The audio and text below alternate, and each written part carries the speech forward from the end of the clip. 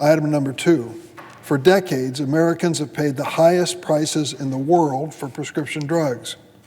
On average, we pay nearly 4 times more than the people in Canada and other Western nations for exactly the same drug. This price gouging by Big Pharma hurts Americans' health and their financial security. I have stories sent to me from time to time from people I represent, especially senior citizens, who tell me what these sky-high prescription drug prices force them to choose between medications and other basic necessities like food and shelter. Philip is one of those stories. He lives in a small town south of Chicago, 73 years old and a diabetic. After several heart and back surgeries, he can't work any longer. He takes several medications regularly. Now you're going to recognize the name of one of them. It's called Trulicity. If you watch TV, you've heard that one. A non-insulin treatment that he uses to control his blood sugar and manage his diabetes, Trulicity. Do you know what a 1-month prescription costs for Trulicity? $2,000. So what does Philip do who can't work and has a fixed income? He tries to cut the pills in half to make his prescription last longer. Sometimes he just skips the medication altogether. He is not alone. 1 in 5 Americans do not take their medications as prescribed because they're too expensive. In Philip's case, even that isn't enough. At the end of the day, he had to refinance his home. What a time to do it, huh, with the interest rates? Because here in America for too long, we found it acceptable to allow pharmaceutical companies to charge what they wish. Not anymore. We pressed for decades. Both Democrats and Republicans gave these speeches. This was not just a Democratic issue. To lower prescription drugs, at least for seniors. Last month we did it, right here on the floor of the Senate. The Inflation Reduction Act, which Congress passed without a single Republican vote, is delivering real relief now for families struggling with high prices. A few minutes ago, the Republican leader was on the floor telling us what a terrible bill that was, the Inflation Reduction Act. He didn't mention the fact that it's going to do some remarkable things. It makes historic investments to address the climate crisis. That's one thing. It includes investments in renewable, affordable energy sources. That's certainly needed. These investments in renewable energy could save families hundreds of dollars a year in energy cost. That's real relief. Just as an aside, last month, my wife and I decided to put solar panels on our home in Springfield, Illinois. We're not the first in our town, but we're certainly the first in our neighborhood. They predict it'll reduce our electric bill by 85% a month. Think about your own electric bill and what that would mean, money in hand. And their tax credits to put on solar panels. How did we achieve that and put tax credits in for heat pumps and electric water heaters? In the Inflation Reduction Act, which Senator McConnell just came to the floor and said was a terrible bill. I think you're going to see more and more Americans making the choice our family made. I think they should. The Inflation Reduction Act also is going to lower health care cost, one of the biggest items in every family's budget. First, begin to let Medicare negotiate fair prices for medications used by seniors. Is that a radical idea? That a federal agency, on behalf of the people it serves, negotiates for lower drug prices? It's an idea that's been at work in the Veterans Administration for years.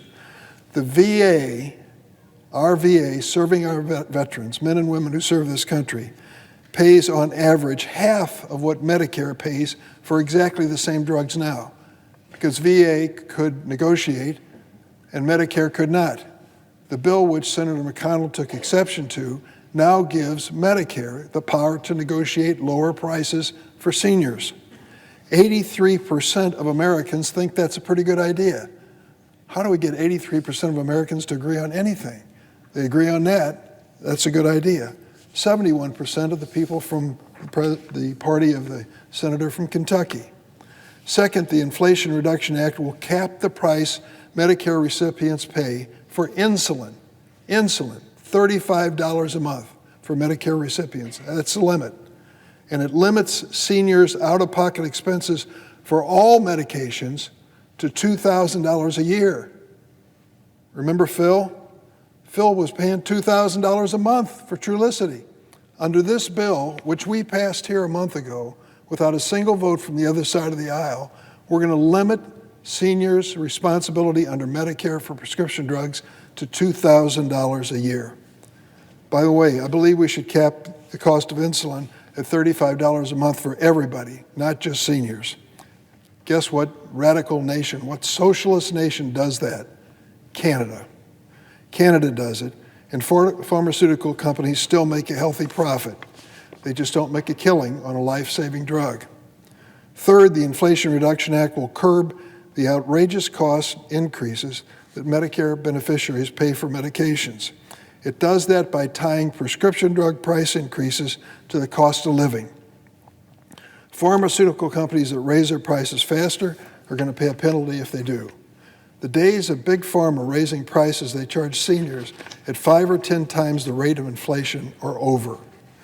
Of course, the pharmaceutical giants and their lobbyists fought us every step of the way. They said, you put limits on the prices we can charge, and we're going to have to cut our research. Guess what they didn't tell you, and what our colleagues on the other side of the aisle do not admit? It isn't true.